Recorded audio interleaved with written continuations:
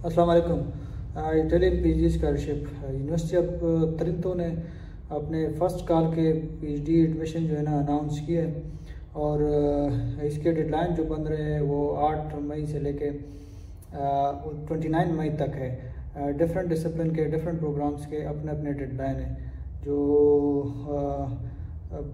8 मई में एक डिसिप्लिन का डेडलाइन है और आखिरी डिसिप्लिन का जो डेडलाइन है वो 29 मई है। और ये इसकी फ़र्स्ट कॉल है, इसका मतलब है इसकी दूसरी कॉल भी आनी है।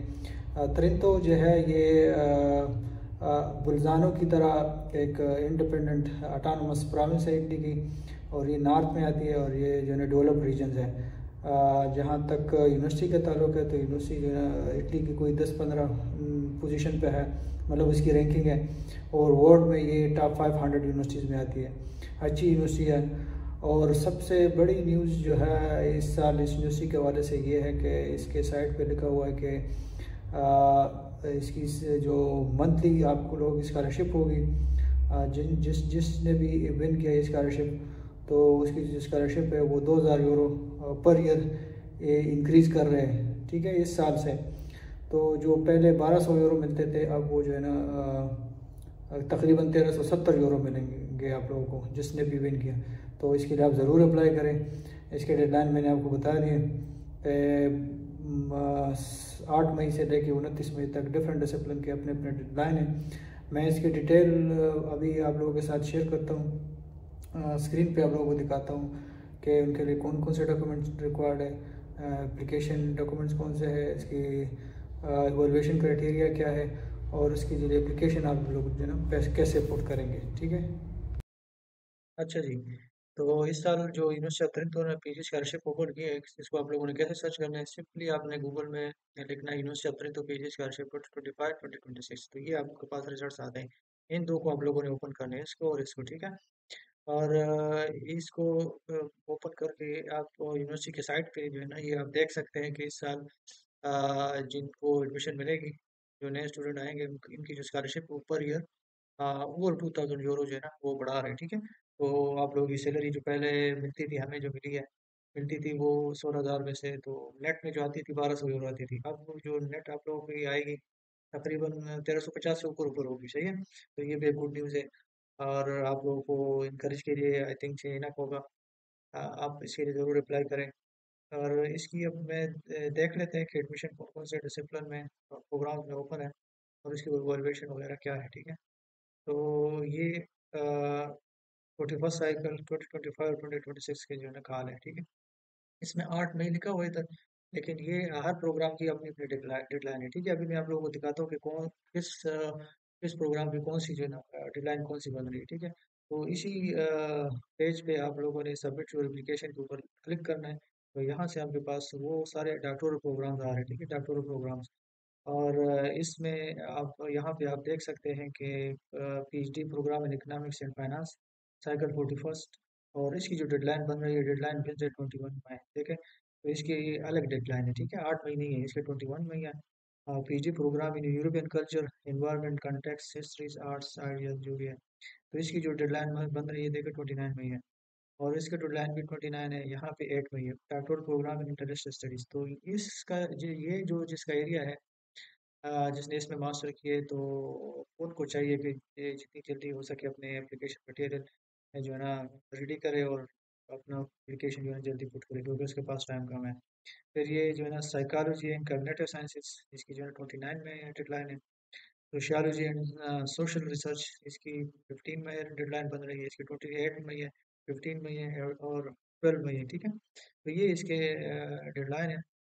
और अगर हम किसी एक आप आपने इस प्रोग्राम के डिटेल देखना है ना, तो आप इस यहाँ पे सिंपली इस इंफॉर्मेशन पे क्लिक कर लें, तो आपके पास इस प्रोग्राम की जो है ना सारे डिटेल आ जाएंगे कि इसके 21 मई डेडलाइन बन रही है।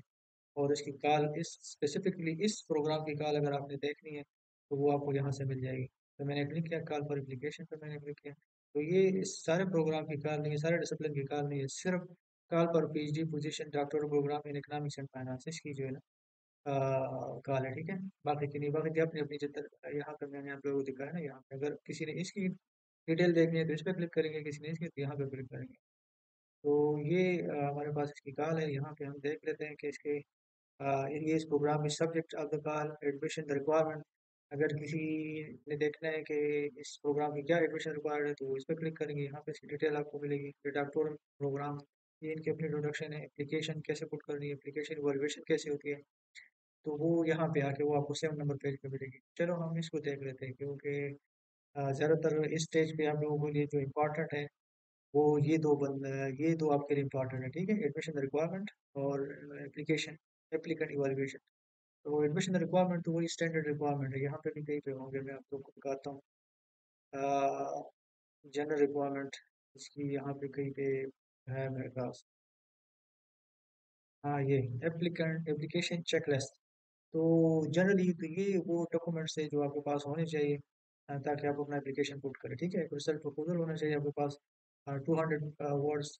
और इस प्रपोजल की जो है ना स्पेसिफिकेशन पे स्पेसिफिकली इस प्रपोजल के अंदर आपसे क्या मांग रहे हैं, तो वो भी हर प्रोग्राम के अपने कॉल पे आप जाए और वहाँ पे आप लोगों की इसकी जो है स्पेसिफिकेशन मिल जाएगी। स्टेटमेंट ऑफ पर्पस जो मोटिवेशन लेटर होता है ये आपको चाहिए। इसके ऊपर मैं वीडियो बनाऊंगा कि इसको ये भी आपको चाहिए। और एक इंग्लिश प्रोफिशिएंसी सर्टिफिकेट आपको चाहिए। ठीक है, एकेडमिक ट्रांसक्रिप्ट और डिग्री डॉक्यूमेंटेशन जो भी आपके मास्टर की डिग्री और मास्टर की ट्रांसक्रिप्ट आपके काफी आपका आईडी आपके पासपोर्ट आपके पास होना चाहिए, और ये ऑप्शनल है। लेकिन आप उसको इसको भी जो है ना आप एप्लीकेशन में ऐड करें, क्योंकि इसके भी पॉइंट्स होते हैं। ठीक है, तो हम कहाँ पे थे अभी में, चले हम एडमिशन रिक्वायरमेंट तो हो गए, इसके यही यही बन रहे हैं। हम एप्लीकेशन एप्लीकेंट इवैल्यूएशन को देख लेते हैं कि ये एप्लीकेशन की इवैल्यूएशन कैसे करते हैं। ठीक है, क्योंकि उस हिसाब से आप लोगों को अपनी थोड़ी सी असेसमेंट कर लेते हैं कि आपको कितने पॉइंट्स मिल रहे हैं और आपके कितने चांस बन रहे हैं। ठीक है, तो ये इधर इन्होंने लिखा हुआ है, for the interview the admission committee has an overall score of 100 points to be admitted to the overall ranking candidates shall score at least 60। Interview के अंदर आप लोगों ने 100 में से 60 स्कोर करेंगे तो आप मतलब है कि थ्रेशोल्ड आप क्रॉस करेंगे। ये है कि मिनिमम मिनिमम जो पॉइंट्स है वो ये 60 है। इससे नीचे है तो इसका मतलब है कि आपकी इंटरव्यू फेल है। इससे जितने ज़्यादा होंगे इतनी ही आपके इंटरव्यू के स्कोर ज़्यादा होंगी, और आपकी को क्वालिफिकेशन के साथ वो ऐड होके तो फिर आपकी सिलेक्शन चांसेस वहाँ से डिफाइन होती है। The list of candidate admitted to the interview वो यहाँ पे पब्लिश होगी। जो जो भी इंटरव्यू के लिए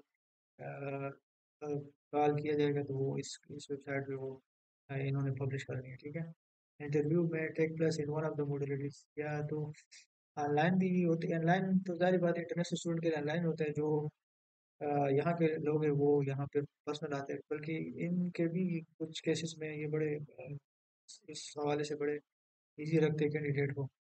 तो ये जो है ना इनकी सारी चीज़ें हैं, यहाँ से आप खुद भी पढ़ सकते हैं। तो और इसके टोटल आपको मैं दिखाऊँ कि इसमें कितने टोटल पोजीशन कितने अवेलेबल हैं। ये है 9 प्लेसेस 9 स्कॉलरशिप टोटल के सब जो है स्कॉलरशिप बेस है। ठीक है, इसमें ऐसा पोजीशन नहीं है जो बगैर स्कॉलरशिप के। और ये जो चीफ पोजीशन है finance by university of Trento and 3 grant जो है ना finance by free university of Bozen Bolzano, इसके ऊपर मैंने वीडियो बनाई थी। ये दोनों जो है यूनिवर्सिटी ऑफ त्रिंतो रीजन, त्रिंतो भी एक ऑटोनोमस प्रोविंस है इटली की, और बुल्गानो भी एक ऑटोनोमस प्रोविंस है इटली की। और ये दोनों जो है ना बहुत खूबसूरत भी है, और दोनों नॉर्थ में है, और दोनों जो है ना डेवलप रीजन में आते हैं। और बुल्गानो तो बल्कि ज़्यादातर जर्मन इसके करीब भी है, और उसके जहाँ वहाँ के ज़्यादा रेगुलेशन चलते हैं। तो ये जो है ना इसकी सारी डिटेल है। बाकी आप लोग खुद पढ़े, जो भी आपको समझ नहीं आती तो आप किसी भी टाइम उनसे पूछ सकते हैं। और बाकी जो प्रोग्राम है वो यहाँ पे मैंने आपको बताए हुए यहाँ पे अवेलेबल है।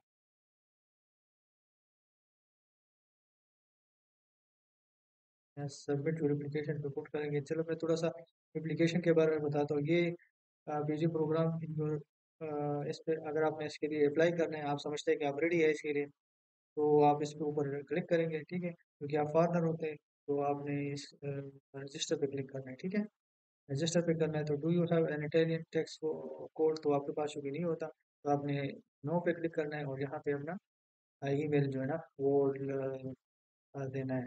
ये ईमेल देके कंटिन्यू करेंगे तो ये जो है ना सक्सेसफुल रजिस्ट्रेशन, ये आपको ईमेल भेजेंगे। ईमेल ये जो है ना मेरे पास आ गई है।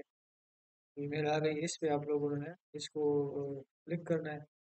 तो क्लिक करके तो ये आपको क्या दे रहे हैं, एक टेम्परेरी यूनिवर्सिटी का गेस्ट ईमेल बना के दे देता है, ठीक है, और उसका पासवर्ड भी देता है। तो ये इसका जो है ना यूज़र नेम है। यहाँ पे मैं आता हूँ, और याद नहीं, बल्कि यहाँ पे जहाँ पे, क्योंकि अब जो ना आपके पास ये क्रेडेंशियल आ गए, यूनिवर्सिटी क्रेडेंशियल आपके पास आ गए, तो ऑलरेडी हैव एन यूनित्रिन तो अकाउंट, तो यस अब आपके पास है, ठीक है। तो इस पे लॉगिन पे क्लिक करना है। आपने यहाँ पे इसका जो है ना वो पासवर्ड डालना है, और यहाँ पे इसका पासवर्ड, और यहाँ पे इसका जो है ना ये इसका, सॉरी वो यूज़र नेम था, और ये आपका पासवर्ड हो गया। कहाँ पे था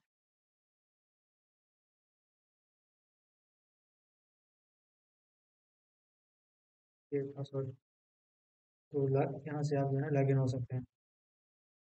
ये आप लॉगिन हो गए, तो अब जो है ना फिर यहाँ पे इंटर पे आपने क्लिक करना है।